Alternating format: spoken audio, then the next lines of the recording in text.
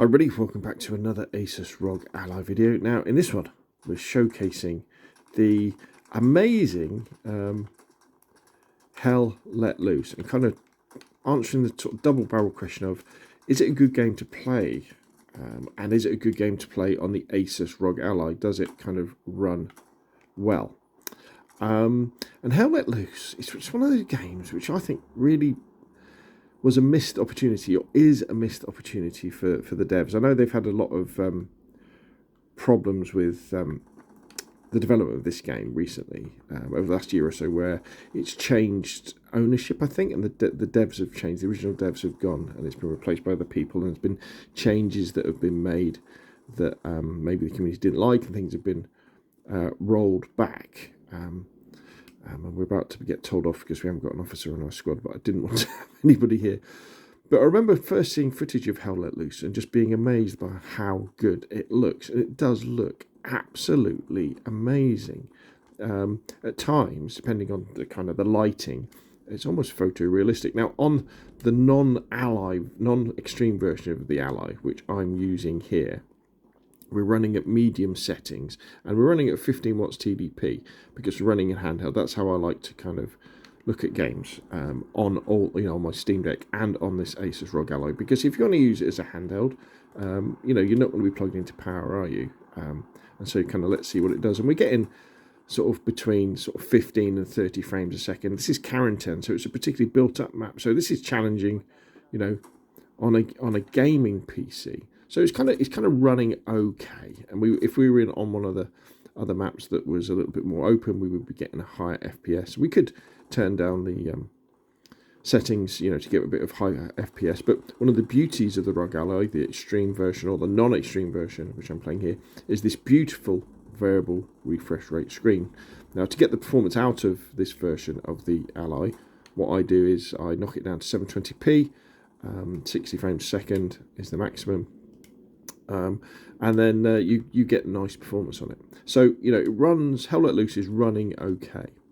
Now, the next question is it a good game to play? Hell Let Loose can be really, really frustrating because there's many quality of life things that you'll expect from games like Battlefield or Call of Duty or Armour or things like that aren't there. And it kind of has the promise of almost like an arcadey experience, like Battlefield. Say something like Battlefield 5 or Battlefield 1. But what's frustrating about it is it's very difficult to see enemies, and you don't always know where you've been shot from, which isn't too bad. But I think the thing they get wrong the most is the respawn time. It takes an awful long time to respawn when you die, if there aren't any different types of garrisons and spawn points around. And I think that's the biggest mistake they've made from this game. The delay of getting back into the action can often be too long. Now, if you're playing with a squad, especially if people are on mic, then it can be really, really immersive. And in fact, one of the most amazing video game experiences I've had is playing Hell Let Loose on the American side with a load of American players, where you hear the American voices, or even playing on the German side and playing with German players, where you have the German accents, when they're speaking German. I mean, that is pretty absolutely amazing when that happens, and highly recommend it. Now, when you're playing on a small screen, though, like this, one of the big disadvantages you have is the fact that, it's very, very, very difficult to see enemies. The only people that have sort of telescopic scopes in Hell Let Loose are the snipers. Everybody else has iron sights.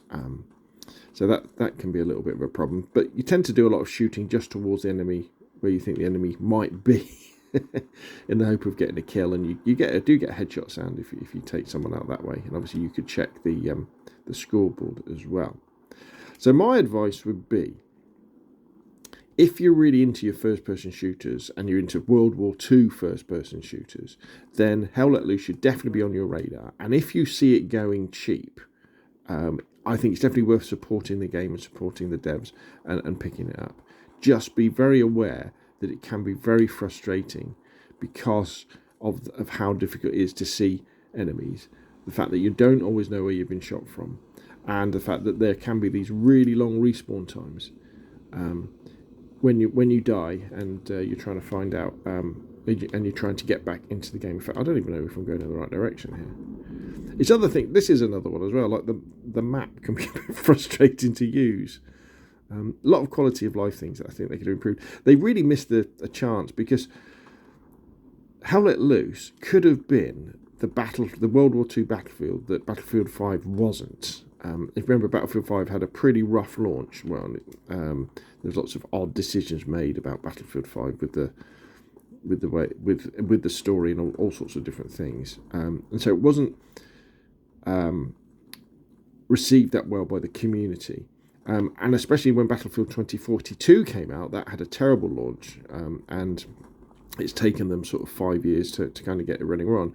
And I always think that if Hell Let Loose had just made some simple quality of life changes to make it more appealing to your more casual gamer, Battlefield gamer especially, not maybe Call of Duty, but Battlefield gamer, it could have become...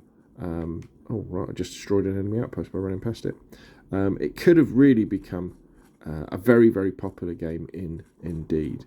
As it is, it kind of has... It has enough players. It kind of has about 6,000 players, I think, playing every day on PC, peak, which is good. But I think it could have been so much more. So there we go. Hell Let Loose runs okay on the ROG Ally non-extreme version at 720p kind of medium settings. Is it a good game? If you're really into sort of mil-sim almost shooters, and you're okay with a long respawn time and not knowing where you've been shot from or kind of what's going on in terms of where the enemies are, then this could well be the game for you.